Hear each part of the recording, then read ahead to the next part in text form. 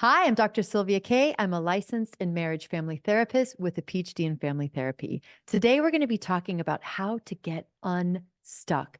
There are so many of my clients that come to me mostly for this feeling of feeling stuck in their life. So, as their therapist or their coach, I help them get unstuck. And today, we're going to be talking about how you can learn 3 effective ways to get unstuck.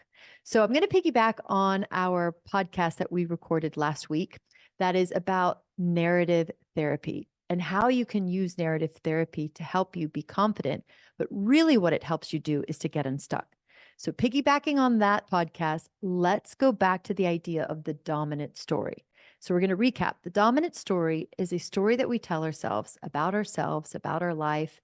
And it's kind of a way that we see the world that's based on a set of original problems that we experienced in our early life.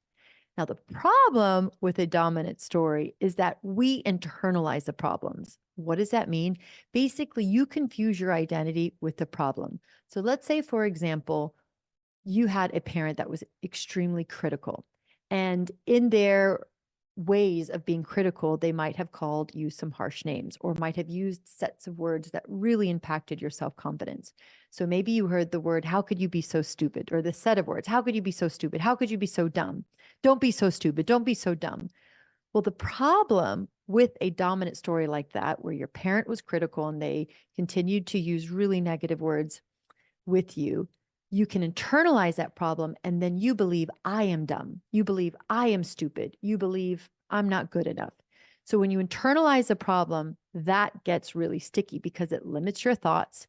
It even limits your behaviors and it can really impact your relationships. And that often leads people to feeling stuck. So let's identify the problematic story that you've been telling yourself about your current situation, about your relationship, about your body, about yourself, about the world. Let's identify that problem story. It's usually negative. It's usually focused on a problem, usually hyper focused on a problem. And because of that focus on the problem, you start to see the whole world as problematic. You start to see many things as problematic, and it can lead to really negative thinking and it can lead to a really negative mood, a diminished mood. You can probably start to feel insecure. You can feel less motivated. You might feel negativistic. And in some extreme cases, you might even start to experience suicidal ideation. And that stems from your brain really just trying to find an escape from this negative thinking. You start to fantasize ways out because of this really terrible mood and affect that you feel that you just can't get out of. So your brain will start to find creative ways to get out, even if it's in an extreme situation where you're starting to have suicide ideation. So you want to pause. You really want to identify what is the problematic story I'm telling myself. Don't try to change it yet. Just identify it, acknowledge it. Then, step 2, we want to start to separate yourself from the problematic story. You want to separate yourself from that problem narrative that you keep telling yourself about your relationship, your career, your life, etc. Now, what does that look like? Let's say, for example, right now in your life, you are feeling really stuck. Maybe you feel trapped. Let's use that word trap. Now, the word trapped already has a certain significance in our brain. Your brain already has a certain meaning applied to trapped. Now, subconscious meanings to trap means there's no way out. I'm stuck. I can't get out. It's going to be like this forever. And even though you're not aware that you're thinking that, the meaning that your brain associates with the word I feel trapped or words I feel trapped starts to create this, I would say, downward spiraling effect where you feel helpless, you feel frustrated, and you may not even do anything to change the situation because, again, of the associations and the meanings you've applied to trap. So let's say you feel trapped in your life. So the dominant problem is maybe it's a particular job that you don't like. Maybe it's a relationship that you don't feel good in. Maybe it's a certain situation where you believe that you don't have very many choices or limited choices to execute or to, apply. So if you're thinking I feel trapped, what's the dominant story? I feel trapped. no matter what I do, it's never good enough. Maybe the dominant story is I've never been good enough, no matter, what relationship I've been in, I've never really felt appreciated. Or maybe it's no matter what job I've tried to do, I've never felt valued. So you start to understand you've been carrying certain dominant stories based on an original problem, and you've been attaching them to other situations. Or for some people, they might even um, be attracting that same story because you're thinking a certain way. So let's go back to feeling stuck. And if you feel trapped, you might continue to attract certain situations where you find yourself feeling trapped because it's a mindset that you're in. So let's go back to step number one. You want to identify what is the dominant problem. What are the problems that I've been focusing on? Now, number two, how do you separate yourself from the problem? So let's go back to the languaging. If you feel trapped, right, you can say, the problem is in this job, I feel that I don't have the ability to use my voice, right? Or for example, in this new moving to this new city, the problem is I haven't spent enough time in the city to make new friends, right? Or let's say, for example, in your relationship, you're having a really difficult time communicating with your partner.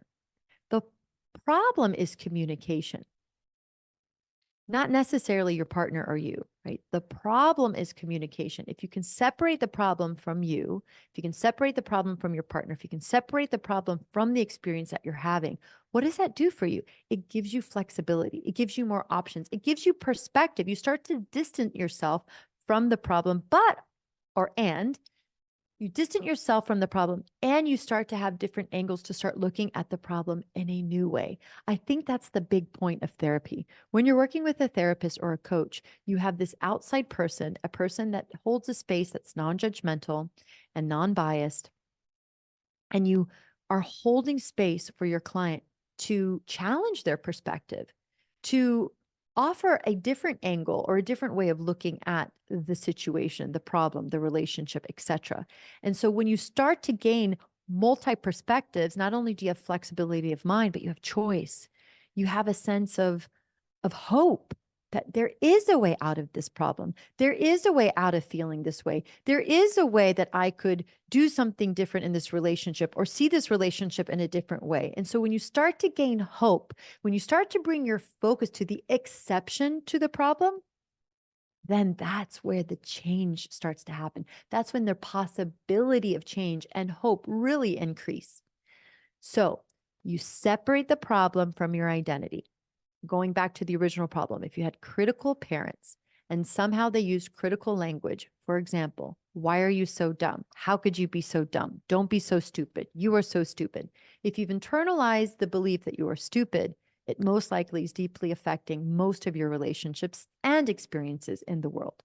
And it's the thought that you are stupid, the experience of feeling stuck on this old belief system, this old belief that you've internalized, that is what's contributing to the stuckness in your life. So you can kind of flip the perspective on feeling stuck and say, instead of I feel stuck, what old belief system is still stuck in my head that no longer serves me?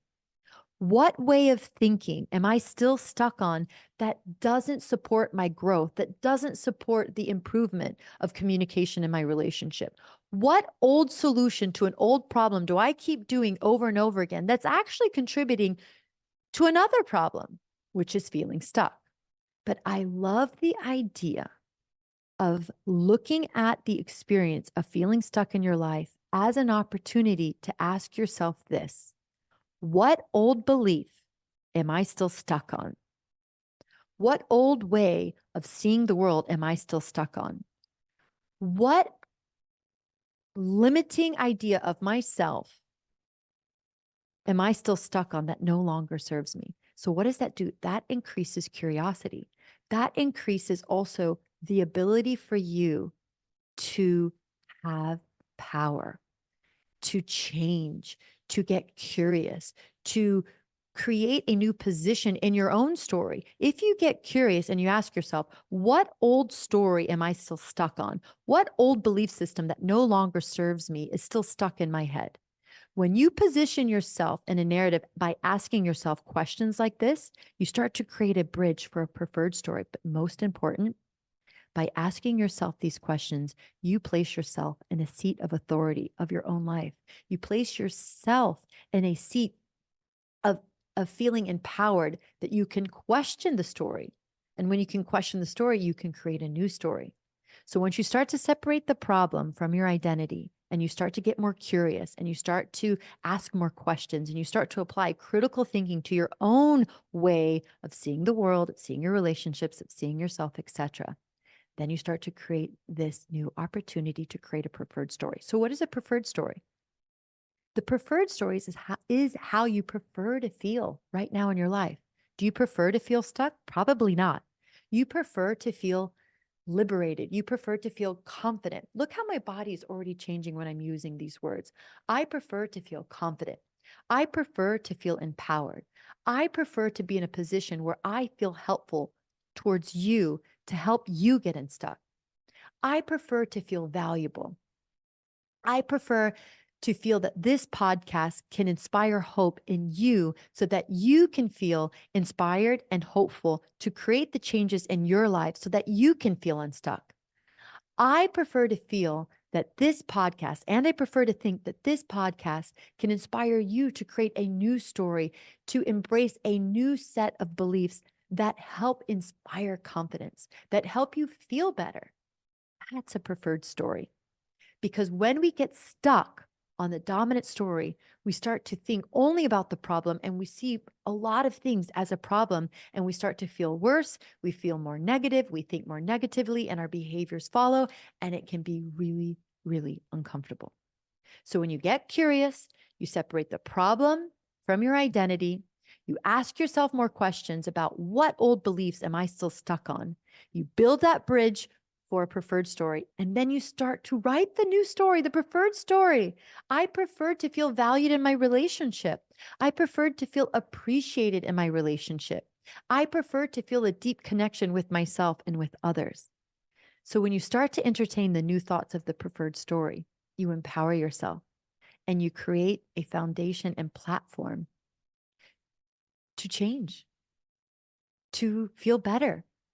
And I really hope that this podcast can help plant the seed in you to ask yourself more questions, to get more curious about how you think and what you've been stuck on and what no longer serves you.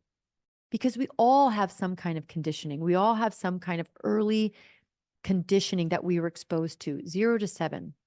I believe it was Socrates who said, "Give me a man until the age of 7 and I'll have him for a lifetime." Our subconscious mind is developed between the ages of 0 and 7. So many of us have conditional thought patterns that we're not even aware of because it's what we absorbed in our family system. It's what we absorbed in our environment, our society, our religion, our culture, etc. So I want you to get more curious.